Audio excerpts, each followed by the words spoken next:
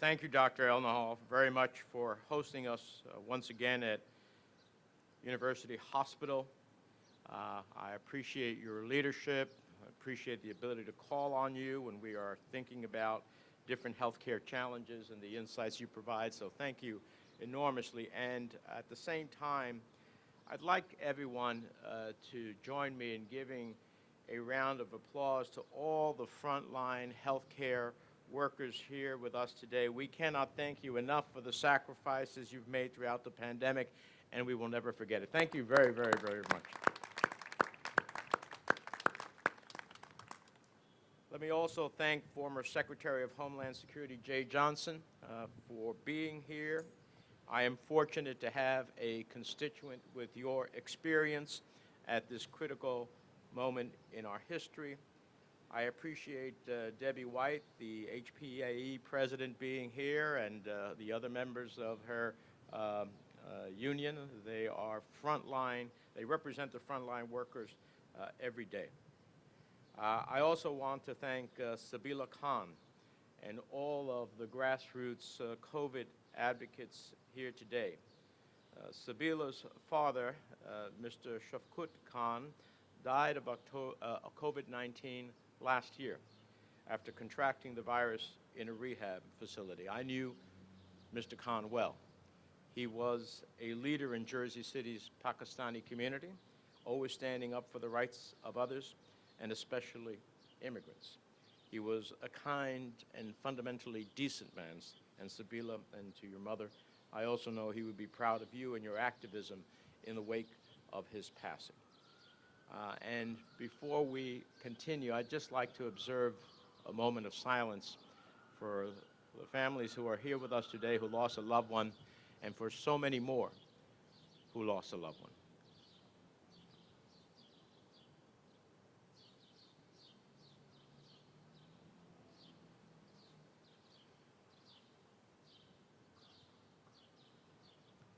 Thank you. And before I continue, I want to say I've been praying for the full recovery of former Pennsylvania Governor and our first ever Secretary of Homeland Security, Tom Ridge. Throughout this crisis, Secretary Ridge has been deeply engaged in the issues related to pandemic preparedness, and I hope we'll keep him and his family in our thoughts. He has been supportive of this legislation as well. This morning, I want to start off with a simple question. Will we as a country emerge from this pandemic safer and be more prepared than how we entered it? I believe the answer lies in whether or not Congress establishes an independent commission focused on our pandemic response, as I propose in the bipartisan, bicameral National Coronavirus Commission Act.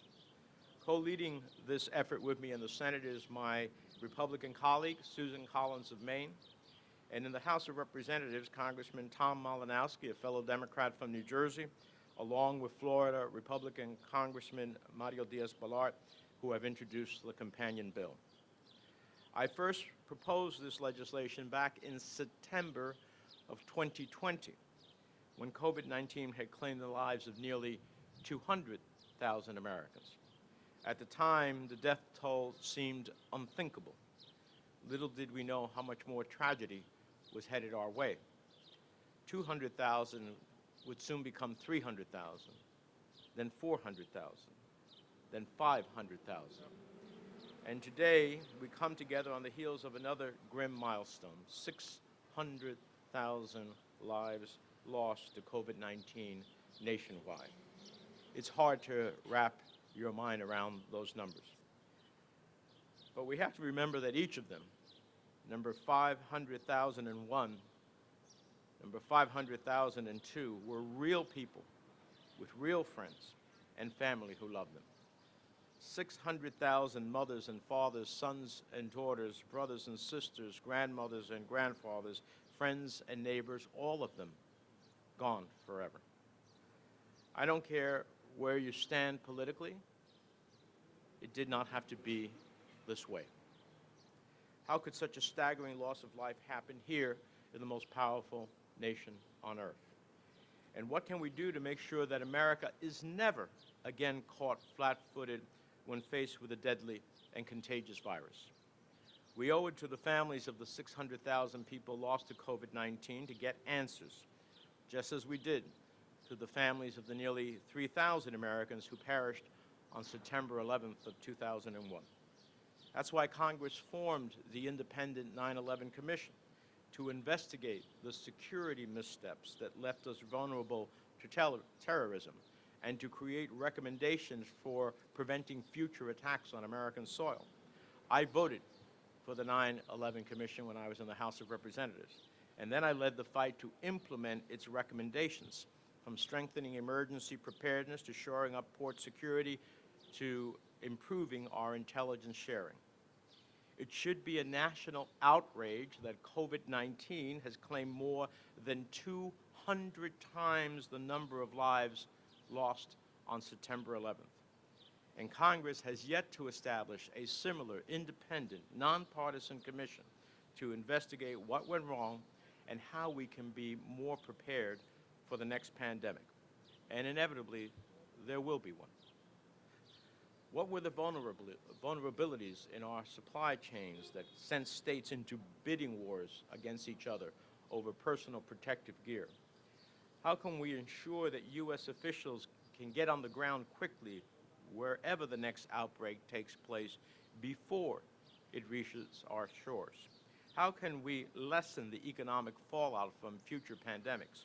How can we improve our public health infrastructure to better protect low-income minority communities and the most vulnerable? These questions are just the tip of the iceberg. There are many more, and they all deserve answers. Now, some suggest that we don't need a 9/11-style commission on COVID because there are already private efforts in the works. To them, I say this: private-led efforts are worthwhile, and they are commendable.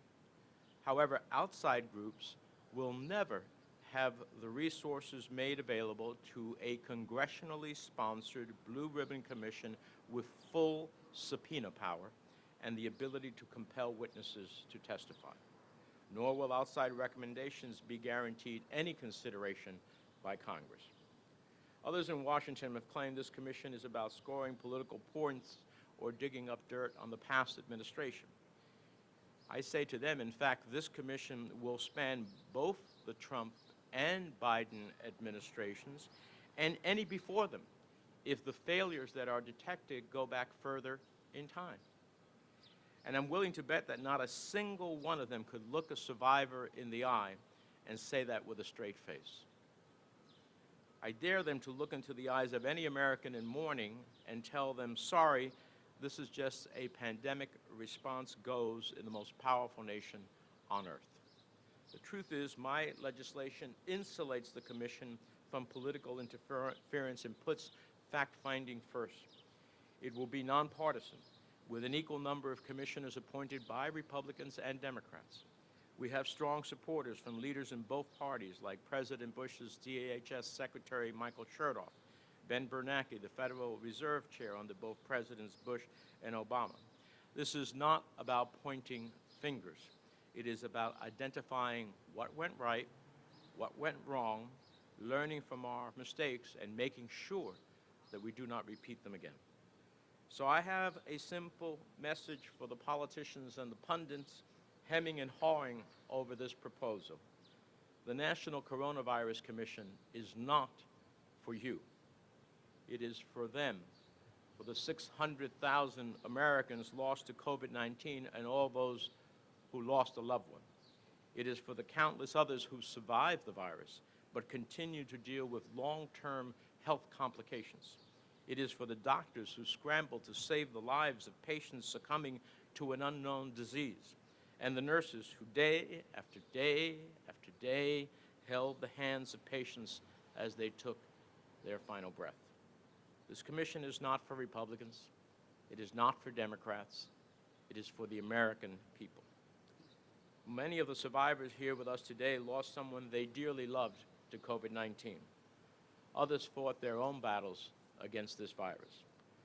For them, our country may be reopening, but their lives will never, quote unquote, go back to normal. So to all of the survivors of this pandemic, who feel as though they are invincible, I have a message for you. I see you, I hear you, I won't forget you, and I'm going to continue to fight for you. Never again must the United States be caught up with its guard down in the face of a deadly and contagious virus. Now, let me just say a few words in Spanish, and then I will turn it over to Secretary Jay Johnson.